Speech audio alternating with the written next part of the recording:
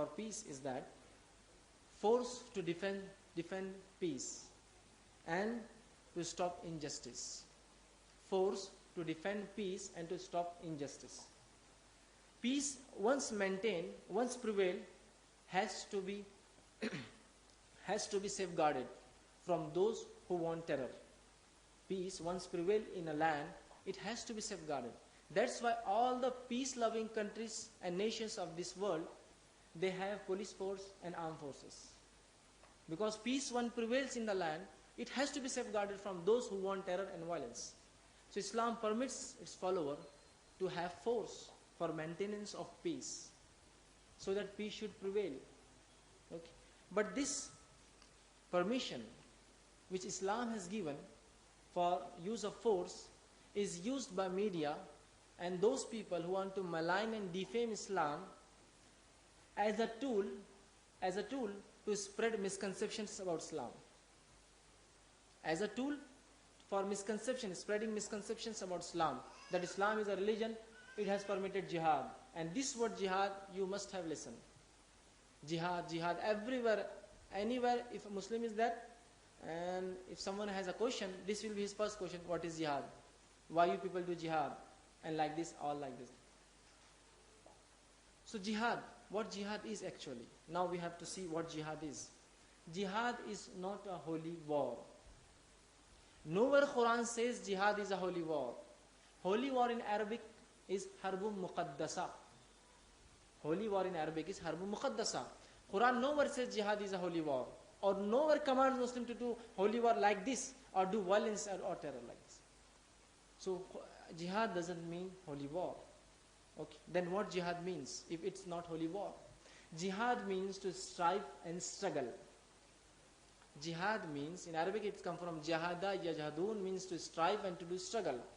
That's why those scholars, when they take out orders from the Quran and Hadith, when they take out that things which are not clearly mentioned in Quran and Hadith, they are called as mujtahid, means they are struggling for taking out or driving some things from Quran and Hadith. So jihad means strive and struggle. So I can say in general terms, everything which is there in the universe is doing jihad. It is struggling. A man is struggling for his livelihood. He is doing jihad in Arabic. He is struggling for his livelihood. A man is struggling for justice. He is doing jihad because he is struggling. Sun, moon, planets, animal, birds, everything is in jihad. They are struggling and striving for their living, for their existence. So jihad means to strive and to struggle. It does not mean holy war or violence or terror or killing of innocent people. And jihad have nothing to take with war, violence or killing of innocent people which is going on around the world. Jihad can be also said as a peaceful activism. Is a peaceful activism or a peaceful struggle. Peaceful struggle. As the first verse which mentions jihad was a verse which was revealed in Makkah. And in Makkah, when the Prophet was in Makkah, fighting was not prescribed. He was not given order to fight.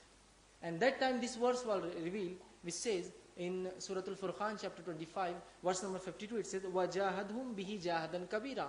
O Prophet, strive and struggle with these people with the Quran. Jahadan kabira, this is great jihad, great struggle. Means Quran is saying to have intellect, to use your intellect. It does not say to fight with a sword or to do jihad with a sword.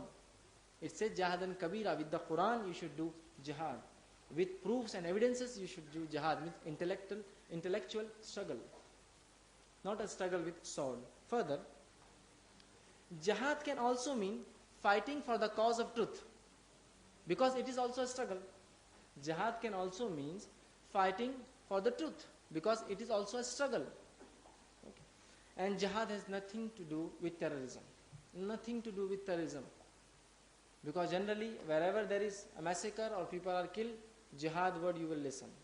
Jihad word you will listen. So jihad have nothing to do with terrorism. Okay. And to link terrorism with a religion, it's not good. You will also advocate for this. To link a religion with terrorism is not good. Because terrorism is not the monopoly of any religion. And it is not also a speciality of any religion. Because no religion teaches terrorism. No religion teaches cruelty or violence or war, except in certain circumstances and situations where it's necessary to maintain peace.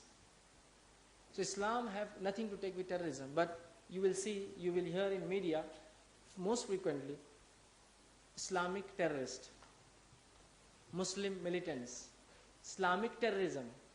Islamic terrorism, if someone is saying Islamic terrorism, it is as though saying cold sun, hot ice cream or hot ice, because Islam means peace and you are saying peaceful terrorism.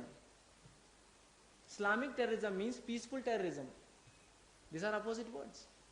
So there can nothing be as Islamic terrorism, as there can nothing be Hindu terrorism. There cannot be anything like Sikh terrorism. There cannot be anything like Christian terrorism or Jewish terrorism, because terrorism has no religion, but it itself is a religion. So anyone who is terrorizing or killing innocent people, he is a terrorist and his religion is terrorism. So we can't label them as Muslims or Islamic. It's wrong. So media have to take care about this. So there cannot be anything like Islamic terrorism. So this is a great misconception. Another thing, Islam is spread by sword. This is a common example, common things, and generally I give example. Mr. B.N. Pandey, he happens to be a freedom fighter.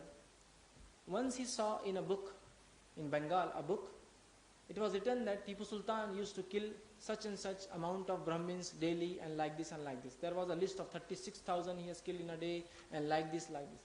So he was a freedom fighter, and he wrote to Mysore government at that time, 1956, that can you give a proof to me that did Tipu Sultan really kill 36,000 Brahmins in a single day and he used to kill like this? So he told, no, we don't have any proof. We have just written it. Because we got something written in a book, so we have printed that.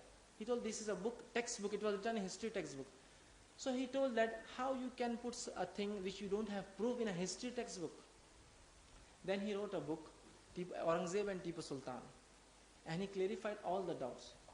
So whenever a word come about something you hear about Muslim, or you hear about Islamic empire, or Muslim who ruled India, it just a picture come into our mind that he was a terrorist.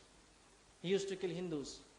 And there cannot be, and no one can show a single proof where in India, where Muslim ruled for more than 700 years, where at the point of sword they drove people to accept Islam, or they killed people because they were not accepting Islam. There is not a single incident with on an official and governmental level. Someone has done some crime, it may be. But on the level of government, that Mughal government, they have said that if you don't accept Islam, we will kill you. Or Adil Shah, there are number of people who have, they were Muslims. So you can't show a single case, official case or registered case that this was the incident and they have done like this.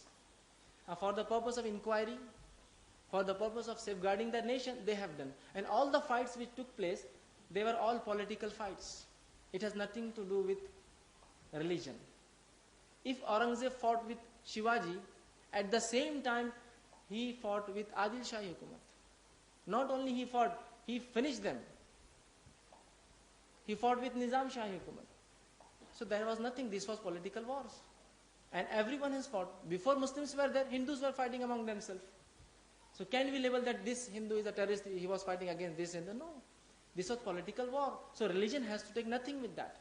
So you should divide or separate religion with personality. Okay, this is. And if we want to have knowledge of any religion, we have to go back to its scriptures. We can't see the people or followers and guess this is their religion. Because a religion is there in the scriptures. And many a times, followers who claim that they are following certain religion or adhering to certain religion, they themselves don't know their religion. So if you want to see or I want to see what is Hinduism, I will go to Hindu scriptures. If you want to see what is Islam, we have to go back to Quran. If someone wants to see what is Christianity, he has to go to Bible to see Christianity. He can't see people, he will say, come on, we will learn what is Christianity. We will go to a church and stand there and see their behavior. This is Christianity. If you want to see Islam, we will go to a mosque or an area where Muslims live and we will see them and this is their religion. No, we have to go back to scripture for knowing the religion. Okay, so these were some of the points which